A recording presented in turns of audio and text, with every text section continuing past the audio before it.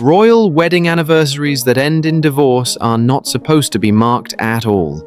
This year, a 13-year-old marked one anyway. There was no toast, no reissued photograph, no line in the court circular, nothing for a marriage that ended the way this one did. And then, the evening before the date, Prince George walked into a garden carrying something small enough to close inside one hand, and quietly did the one thing nobody in that family had done in almost 30 years. And by the following morning, according to people close to the household, it had reduced two of the most composed adults in that palace, Prince William and Princess Anne, to tears. By the end of this, you'll understand why one flower, pressed into the soil by a boy who wasn't even born when Diana died, did what 30 years of official silence never could. Let me set the date properly, because the date is the whole foundation. Charles and Diana were married at St. Paul's Cathedral on the 29th of July, 1981. 45 years ago this week. And here's the thing you have to understand about that anniversary inside the modern royal family. It doesn't exist. Not officially. Since the divorce in 1996, the 29th of July has passed every single year in complete silence. No statement. No old photograph dusted off and reissued for the occasion. No acknowledgement of any kind. The family treats it exactly the way you'd treat a marriage that ended badly and stayed that way. As a private matter, closed, not to be reopened. And that silence has held, unbroken, for nearly 3 decades. Quick note before we continue, everything I dig up that doesn't make it into these videos I put into a free weekly letter.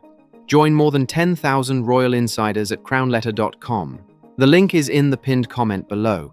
If you're watching on your TV, just point your phone at the QR code on screen. Think about that. Almost 30 years of a date simply going dark, on purpose, every year. And I want to be precise about how that silence actually works, because it's not an accident and it's not neglect. It's a system.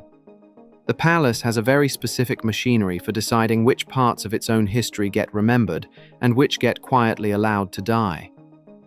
Anniversaries that serve the institution get marked. The coronation, the accession, the long happy marriages, the jubilees. They get the photograph, the statement, the line in the court circular. And anniversaries that embarrass the institution get nothing. No decree that they're forbidden. Just an absence. A collective practiced looking away. And over enough years, an absence hardens into something almost as solid as a rule. Nobody at Kensington Palace has to send a memo saying, "Don't mention the 29th of July." Everybody just knows. That's how institutions bury their own past. Not by locking it away, but by simply declining year after year to pick it up. And the 29th of July had been declined for 30 years running. And then, a 13-year-old, who had no reason to even know the date mattered, decided on his own that it did. George is Diana's eldest grandchild. He was born almost 16 years after she died. He never met her. He has no memory of her voice, her face, nothing but the same photographs the rest of us have. Sit with that gap for a second, because it matters. 16 years. To George, Diana isn't a person he lost. She's a figure from before he existed, as historically distant to him as a great-grandparent, someone who lives entirely in old footage and in the way his father's face changes when her name comes up. There's no earthly reason a boy that removed from her should feel anything sharp about her at all. And yet. And what he carried into that garden the evening before the anniversary has a wedding day history far older than either of his parents. Older than the marriage it's tied to.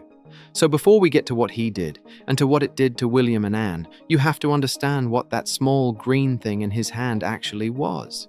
Because that's where this stops being a sweet story about a boy and a flower and becomes something the whole family is now quietly reckoning with. The flower was myrtle, and the myrtle is not random, it's not decorative. It is one of the most loaded traditions in the entire royal wedding canon, and almost nobody outside the family even notices it. Here's the real history, and this part is genuinely documented. Since 1858, every royal bride has carried a sprig of myrtle in her wedding bouquet. The tradition started with Princess Victoria. Queen Victoria's eldest daughter, using cuttings from a myrtle bush that is still growing today in the grounds of Osborne House on the Isle of Wight. And the custom has a beautiful mechanic to it. After each wedding, a cutting from the bride's own sprig is sent back to Osborne and replanted. So the bush that supplied Charles and Diana's wedding in 1981 is, in a real sense, the same living plant that later supplied Catherine's bouquet in 2011. It's a continuous green thread running through every royal marriage for over a century and a half. The royal historian Hugo Vickers has written about this, that the myrtle tradition is one of the very few pieces of wedding ritual to survive, largely unnoticed, into the modern era. Overshadowed by the tiaras and the headlines, but unbroken since Victoria's day, and here's the part I keep coming back to.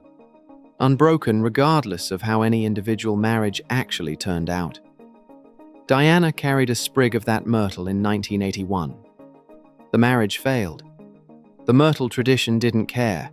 It just kept going, wedding after wedding, quietly outlasting every divorce and every scandal the family threw at it. And that detail matters enormously for what George did. So hold on to it. And I want you to really appreciate why myrtle, of all the flowers, is the one that carries this weight. Because it's not an accident that the Victorians chose it. Myrtle, going all the way back to the ancient world, is the plant of love and of marriage. It was sacred to Venus.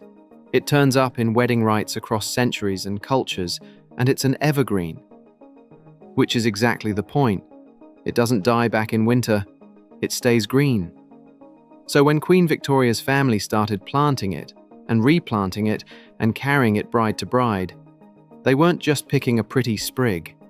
They were choosing the one plant whose entire meaning is love that doesn't fade and continuity that survives the seasons. And that is a genuinely poetic thing to sit at the center of this story, because the marriage it's tied to here is the one that most spectacularly did not survive. Charles and Diana are the great counterexample, the wedding the whole world watched, and the divorce the whole world watched too. And the flower from their wedding is an evergreen that refuses to die. You cannot write symbolism that clean. It just happens to be true. Think about the mechanics of that continuity for a second, because it's genuinely moving once you follow it through. The same root system, the same living organism, has fed a sprig into the hands of bride after bride for 165 years. Victoria's daughter, down through the generations, Diana in 1981, Catherine in 2011. Different women, different marriages, some happy, some catastrophic, all of them holding a cutting from the same plant. It is, in the most literal sense, the one physical thing that connects every royal bride across the entire modern history of the family. And a 13-year-old just reached into that unbroken chain and pulled out a link for his dead grandmother. Nobody had ever done that before. In 165 years, that flower had only ever gone to weddings. George sent it to a grave. Now, the garden. Diana's memorial statue has stood in the sunken garden at Kensington Palace since the summer of 2021. And when they installed it, they replanted the whole garden deliberately to reflect the colors of Diana's own wardrobe rather than anything generic.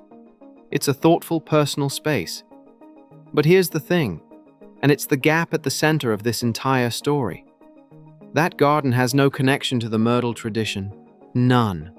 There's no ceremonial link, no precedent, nothing written down anywhere that would tie a wedding flower to a memorial garden.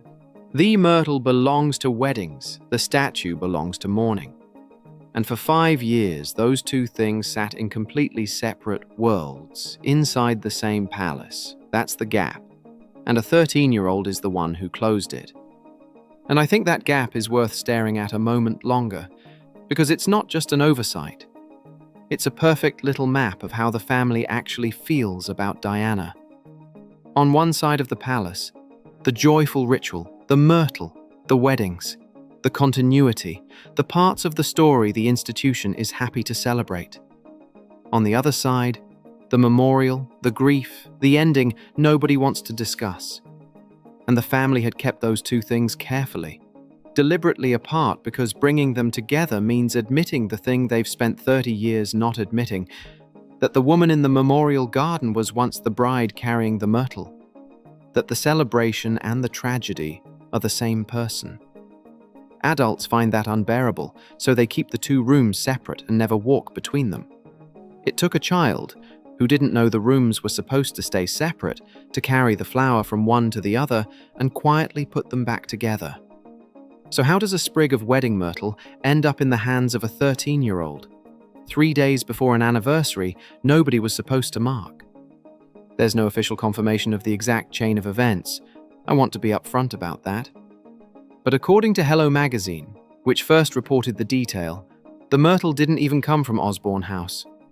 It came from much closer to home, a cutting kept inside Kensington Palace's own walled garden, grown from stock descended from that same original plant, and normally reserved for family weddings. Not memorials, weddings. And nobody has explained on the record how a request for it reached the gardening staff, or who signed off on cutting a wedding flower for a garden that has never, in 5 years, hosted a wedding.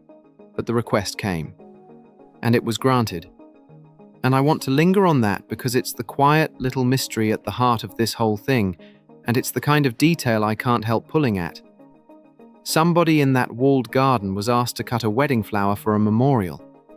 And whoever received that request had a choice. They could have said no. They could have flagged it. This is myrtle. This is wedding stock. This is reserved. Are you sure?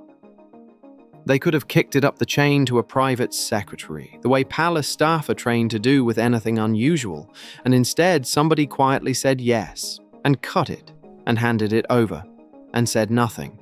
Which tells you that whoever they were, they understood immediately that this wasn't a request to be questioned, that it was coming from a place and for a reason that put it beyond the ordinary rules. You don't need a memo to recognize when something matters. Somebody in that garden recognized it and made the small, unrecorded decision to let it happen.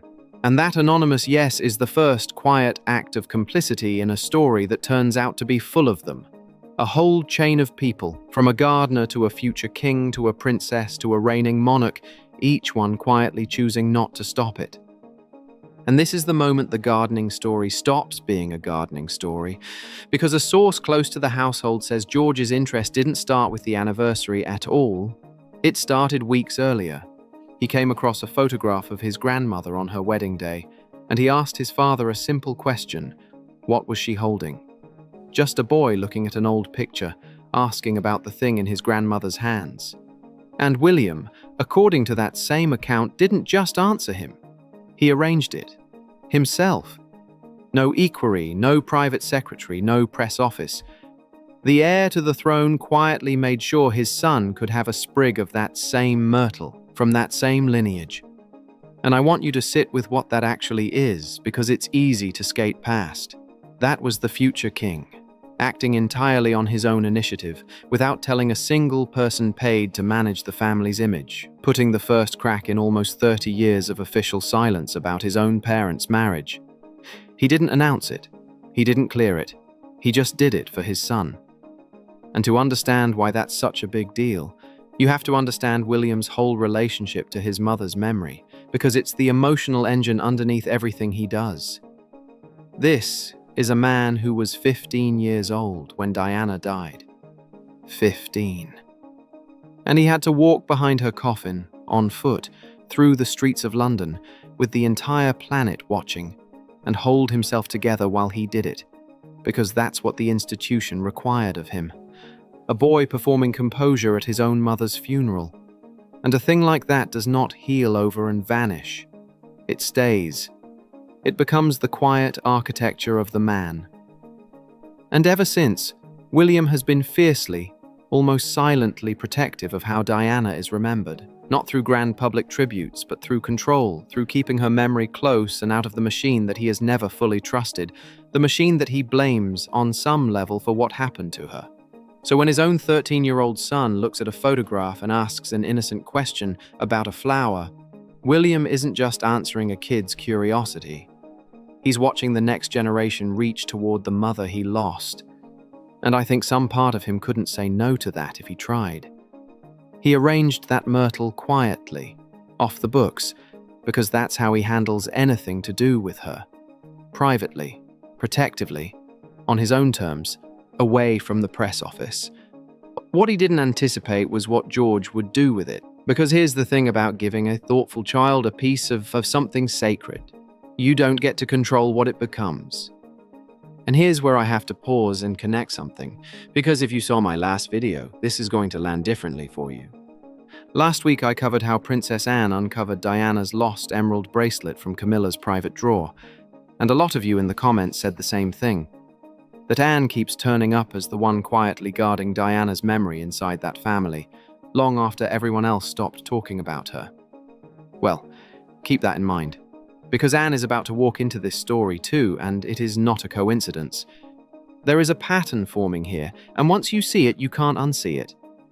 The person the tabloids spent decades painting as the cold, horse-obsessed, unsentimental royal keeps turning out to be the one who actually remembers. And I think that's worth sitting with because it's one of the great misreadings of this entire family. For 50 years, the press filed Anne under one heading: brisk, no-nonsense, unsentimental, the royal with no patience for emotion or ceremony or fuss. And that caricature was always lazy, but this story and the emerald bracelet story before it show you exactly how wrong it is. Because Anne isn't cold. Anne is disciplined. There's a difference, and it's the whole difference. She doesn't perform her feelings for cameras, which the tabloid mind mistakes for not having any. But when it comes to the things that actually matter to her, duty, family, the memory of the people the institution would rather forget, she is the most quietly loyal person in that entire building. She grew up inside the traditions. She's the one who knows what myrtle means without being told. The one who understands the weight of a wedding flower turning up at a grave, because she spent her whole life inside the grammar of these rituals. So of course she was the first to understand what George had done. She was the only one fluent enough in the old language to read it at a glance. But first, what George did.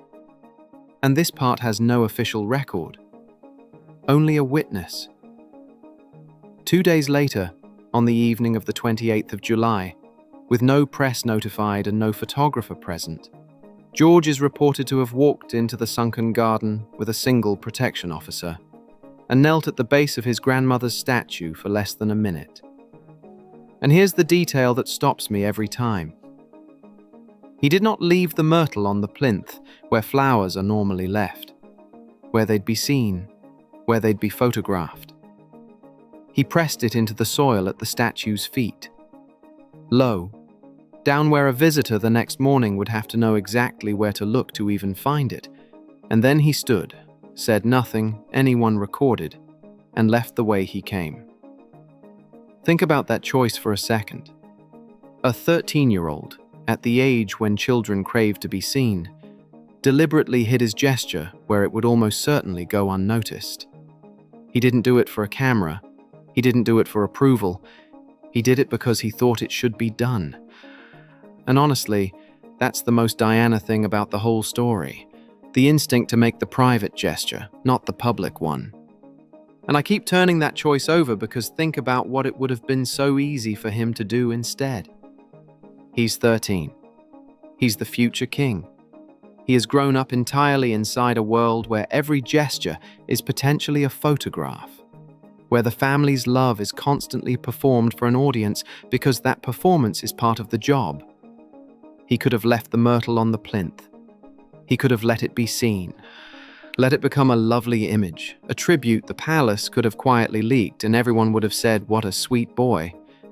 That's the version that serves the institution, and he did the opposite. He put it in the dirt at her feet, low, hidden, in the one spot where it would almost certainly never be noticed. Which means he wasn't performing anything. He wasn't doing it to be seen doing it. He did it purely as a thing between him and a grandmother he never met.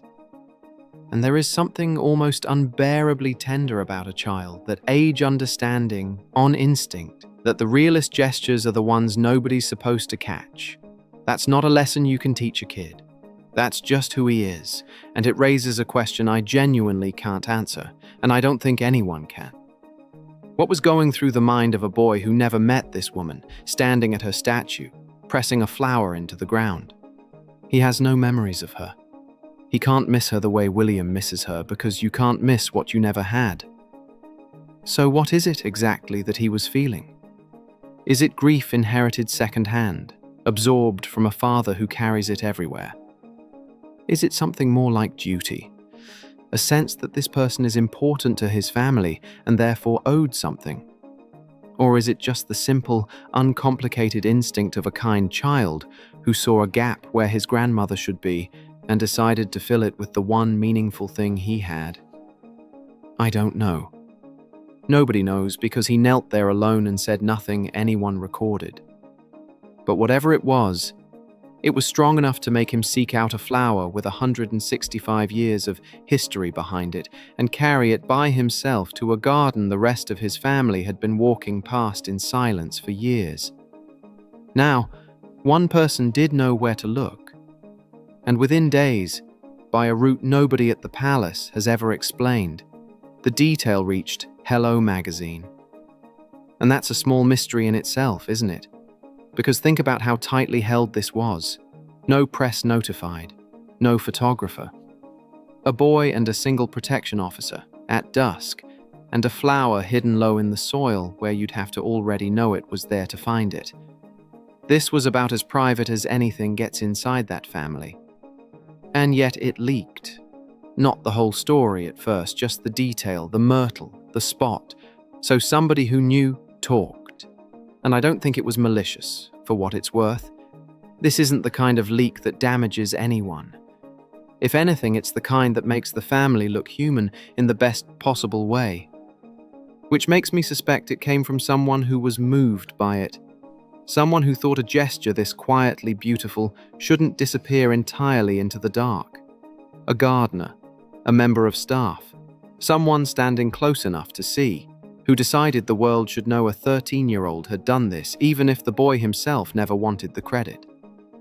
And honestly, whoever they were, I'm glad they did. Because otherwise none of us would ever have known that the tenderest royal story of the year happened with nobody watching. What George said, if he said anything at all while he knelt there in that garden, has never been repeated by anyone in a position to have heard it. That stays with him. But what happened once the adults in that family found out, that did not stay quiet for nearly as long. And this is where the title of this video comes from, so let me tell you exactly what's reported to have happened, and exactly where I'm reading between the lines, because I don't want to blur the two. It was Anne, according to those close to the household, who first understood what she was looking at. And of course it was, because Anne is the one member of that family who actually knows what myrtle means, who grew up inside the tradition, who understands that a sprig of it isn't a flower, it's a vow, a piece of every royal wedding stretching back to Victoria. So when word reached her that George had taken wedding myrtle from the walled garden to Diana's statue, she didn't need it explained. She read it instantly. A 13-year-old had reached back 165 years into the family's own ritual, pulled out its single most sacred wedding symbol, and given it to the grandmother whose wedding the family had spent 30 years refusing to remember. Nobody taught him to do that. Nobody suggested it. He found the meaning himself. There's no public record of what was said when William and Anne spoke about it. And this is my read, so take it as exactly that. But watch the sequence of what people who were there describe, because it tells you more than any quote could. William, who had quietly arranged the myrtle for his son as a small kindness, a way to answer a boy's question about a photograph, had not expected it to become this. He'd expected George to keep it, maybe. Press it in a book. He had not expected his son to carry it alone to Diana's feet and bury it in the earth like something he was giving back to her. And the people around him say that when he understood what George had actually done, the full weight of it, the deliberateness of it, from a boy who never got to meet her, his composure simply went. This is a man who walked behind his mother's coffin at 15, in front of the entire world, and did not break. And a sprig of myrtle in the soil placed by his own son is what finally undid him. And if you think about it, that actually makes complete sense, doesn't it? Because the thing William has quietly feared his whole adult life, the thing anyone who loses a parent young comes to fear, is that the memory fades, that the person becomes a name, a photograph, a chapter in a documentary, less and less real with every year that the world moves on. He was 15. His children never met her. Statistically, biologically, the memory of Diana should be thinning inside that family with every generation. That's just what time does. And then his son, the one who by rights should feel the least connection to her of anyone, turns out to feel it the most vividly of all. Vividly enough to act on it. Alone. Unprompted. For William, that's not just touching. That's the answer to the exact fear he's carried since he was a boy. It's proof that she isn't fading, that she made it across the gap into a generation that never knew her, intact. And there is almost nothing on earth that would break a person more completely than that particular relief. The tears there aren't grief, not really. They're something closer to gratitude that hurts, and Anne, by every account, was right there in it with him. The two of them, arguably the two most disciplined, least demonstrative adults in that entire household, the ones trained since childhood to keep the face still no matter what, both reduced to tears by a gesture from a 13-year-old. And for Anne, I suspect it landed in a slightly different place than it did for William, and it's worth teasing apart. William's tears are a son's, the relief that his mother made it across the years. Anne's are something else, because Anne is the keeper of the traditions, the one who has spent her whole life defending the idea that these old rituals still mean something, even as the modern world rolls its eyes at them. She's carried the weight of continuity when almost nobody else in the family seemed to care about it. And here is a 13-year-old, the future of the whole institution, reaching entirely unprompted for the single oldest and most sacred wedding tradition the family has and using it to honor the dead. For Anne, that's not just moving, it's vindication.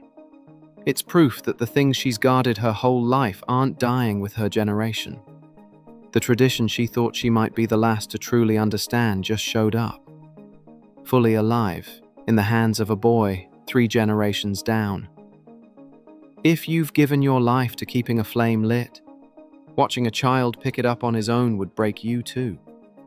And I think the reason it hit them that hard is that it wasn't grief for Diana in the abstract. It was something more specific and more overwhelming. It was the realization that Diana's memory had just been carried forward on its own by a child who had no obligation to carry it at all. The next generation had chosen to remember her, without being asked, without being taught, and there is almost nothing that undoes a person like watching the thing they were afraid would fade turn out to be safe in hands they didn't even know were holding it. Now, William and Anne breaking down. That's the emotional center of this.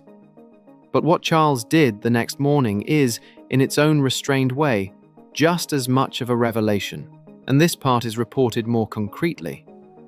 Charles was told the next morning, before his official engagements began. And according to a source who spoke to the Daily Mail, he did not say much at all when he heard it.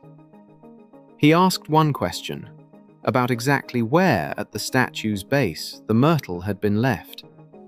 And then he said nothing else on the subject for the rest of the day. But what he did instead is the tell. He cleared an appointment that had been on his diary for weeks, and he went to the sunken garden himself. Alone, except for a single protection officer, on the morning of the 29th of July. The anniversary. And I need you to understand why that is not a small thing, because on the surface it sounds like nothing. A king standing by a statue for a few minutes before breakfast. It is enormous. Because Charles has never been photographed at his former wife's memorial since it was unveiled in 2021. Not on an anniversary, not on her birthday, not once in 5 years. Camilla was not there. No statement was issued, no court photographer was briefed, because none had been told to come. The only reason we know about the visit at all is that staff happened to be tending the same garden, the garden that had supplied the myrtle 3 days earlier, and they described a man standing completely still for far longer than the visit strictly required, his hands in his coat pockets, looking down. Not up at the statue's face, but down at a patch of soil. at the exact spot where his grandson had pressed a wedding flower into the earth. And you have to understand the weight of Charles specifically going there, because his relationship with that statue is its own quiet story. For 5 years he has kept his distance from it. And it's not hard to understand why. His relationship with Diana is the single most scrutinized, most painful, most publicly dissected part of his entire life. He was cast, fairly or not, as the villain of the most famous marriage of the 20th century. Every documentary, every anniversary, every interview drags him back to it. And Camilla, the woman he actually loved, the woman he eventually married, the woman a huge slice of the country still associates with the whole tragedy, sits right at the center of that story. So a public visit to Diana's memorial is not a simple thing for Charles. It's a minefield. Go and you invite 1,000 headlines about guilt and grief and Camilla's feelings about it. Stay away and you look cold. For 5 years he chose to stay away and let the silence do what silence does. And then his 13-year-old grandson quietly rearranged the whole equation. Because after what George did, staying away was no longer neutral. The boy had reached toward Diana with both hands, and for Charles to keep his distance in the face of that would have meant something. So he went. Early, before anyone was up. No cameras, no Camilla, no statement. The most private version of the visit it was possible to make. And he stood there looking not at the sculpted face of his former wife, but down at the earth where a child had buried a wedding flower.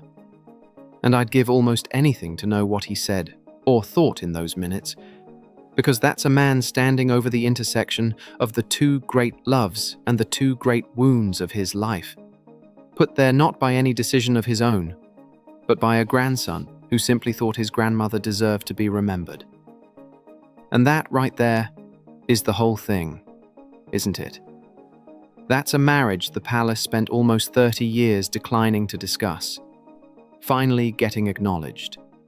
Quietly, without a single word for the record, by the 2 people who lived it, and the one who never got the chance to. William answered his son's question about a photograph. George turned that answer into a gesture at a statue. Anne understood it before anyone else and wept over it with William. And Charles, the next morning, went to stand over a patch of soil and say something no one recorded to a woman he married 45 years ago, divorced 15 years into it, and lost roughly a year after that. And here's what I find almost unbelievable about it, the thing I keep turning over. Nothing about this was coordinated, and that's exactly what makes it hold together. George's request started with a photograph, not an instruction. William's help started with a father answering his son's question, not a plan cooked up by anyone paid to manage the family's image. Anne's reaction wasn't staged for anyone. There were no cameras in the room where she broke down. And Charles' visit came a full day after the fact, once he already knew what had happened without him. Once there was nothing left for him to arrange, only somewhere to stand. 3 generations of that family, a generation apart from each other, all arriving separately at roughly the same instinct, remember her, and not one of them waiting for the other 2 to go first. You cannot manufacture that, you cannot brief that into existence. It only happens when the feeling underneath it is real, and I want to draw that out because it's the detail that separates this from every other royal tribute you've ever seen. Almost everything this family does in public is, on some level, produced. The walkabouts, the wreath layings, the carefully composed anniversary portraits. There's a team behind all of it, a schedule and approval, a photographer positioned at exactly the right distance. And there's nothing wrong with that, it's the job. But it does mean that genuine, unmanaged emotion inside that family is almost never something the public gets to witness because the machine catches it first and smooths it into something presentable. What makes this story different is that the machine wasn't there. No press office touched George's gesture. No photographer captured William and Anne's faces. No court official arranged Charles's morning visit. Every single beat of this happened outside the apparatus, which is exactly why it feels like the truest thing this family has done in years. For once, we're not looking at the monarchy performing feeling. We're looking at a family having it by accident in private and only finding out about it afterward through the cracks. And that's rare enough to be worth stopping for. Someone in the comments on my last video asked me a question I keep thinking about. They asked whether anyone in this generation of royals actually feels anything for Diana, or whether it's all just brand management at this point, keeping her name alive because she's good for the institution's image. And I get the cynicism, honestly I do, because so much of what we see is managed. But this is my answer to that question. A 13-year-old buried a flower where no camera would ever find it. 2 of the most controlled adults in Britain wept when they heard. And a king cleared his mourning to stand alone in the dirt. None of it was for us. None of it was for the brand. If that's brand management, it's the worst targeted campaign in history because it was designed at every step to never be seen. No, this one's real. That's the whole reason it moves people. So let's step back because I think what this ordinary Wednesday actually did is bigger than one touching moment, and it's worth naming clearly. Royal wedding anniversaries are not, as a rule, things the palace marks once a marriage has ended. And this marriage had ended twice over. First in divorce, then in something nothing could ever undo. There was never any obligation for anyone in that family to remember the 29th of July at all. It would have been the easiest thing in the world to let it stay dark for another 30 years. That a 13-year-old chose to mark it anyway without being asked tells you something genuinely important about how the next reign might end up holding Diana's memory. Not through renamed gardens or official portraits or carefully managed tributes, but through small, specific, private gestures that a child decides, on his own, are worth doing. And that's a genuinely different model of monarchy than the one we're used to, when you think about it. The institution's whole instinct with Diana has been control. Control the narrative, control the anniversaries, control which parts of her get remembered and how, because her memory is powerful and unpredictable, and the institution has always been slightly afraid of it. That's the reign of Charles's generation. Manage her carefully, at arm's length. But George just showed you a completely different instinct. Not manage her. Just love her plainly in private, without a strategy. And if that's the reflex of the boy who will one day be king, and everything about this suggests it is, then the monarchy's whole relationship with Diana might quietly change hands along with the crown. From something guarded to something simply felt. From a wound the institution tiptoes around to a grandmother a family openly misses. And that shift, if it holds, started with a flower in the dirt. Planted by a boy who wasn't supposed to know the date. Because here's what I think this really reveals. The family's relationship with this date was never actually resolved by 3 decades of silence. It was only paused. The grief didn't go away because nobody mentioned it. It just sat there, quietly waiting for someone young enough not to know he wasn't supposed to touch it. And that someone turned out to be the future king, at 13, with a flower he'd asked his father about after seeing an old photograph. And if you want a measure of how much that mattered to the people who actually lived through the original loss, you have your answer in the 2 adults who broke down when they heard, and the one who cleared his mourning to go stand in the soil. And there's a symmetry to it that I can't stop thinking about. Diana chose a sprig of myrtle for her own wedding at 20 years old. From a bush she probably never thought about again. A small ritual detail among 1,000 others on the most photographed day of her life. 45 years later, her grandson chose the same flower, from the same living lineage, for a garden built to remember her. She carried it into a marriage. He carried it to her grave. Same plant, same family. A century and a half of continuity, and one very quiet 13-year-old deciding, entirely on his own, that the thread shouldn't be allowed to break just because the marriage did. And maybe that's the deepest thing here, if you follow it all the way down. The myrtle was always supposed to represent love that outlasts the seasons. That was the whole reason the Victorians chose an evergreen. But for Charles and Diana, the love didn't outlast anything. It cracked in public, ended in divorce, and then ended for good in a tunnel in Paris. The symbol failed the marriage. Except it didn't quite, because look what happened. The love that the myrtle was supposed to carry didn't survive between husband and wife, but it survived somewhere else entirely, somewhere nobody was looking. It jumped a generation. It landed in a grandson who never met her and loved her anyway. The evergreen kept its promise, just not in the direction anyone expected. The marriage died. The love, it turns out, is still green. And it took a 13-year-old with a flower to show the family that it had been alive the whole time, waiting in the one place none of them had thought to check, the next generation's heart. And I think that reframes what the palace's 30 years of silence actually was. They thought they were letting a painful date die quietly. But you cannot bury a thing that's still alive. All that silence did was keep the grief pressed down, unresolved, waiting. And the moment someone came along who hadn't been trained to look away, someone too young to know the rules of the silence, it came right back up through the soil, exactly where George planted it.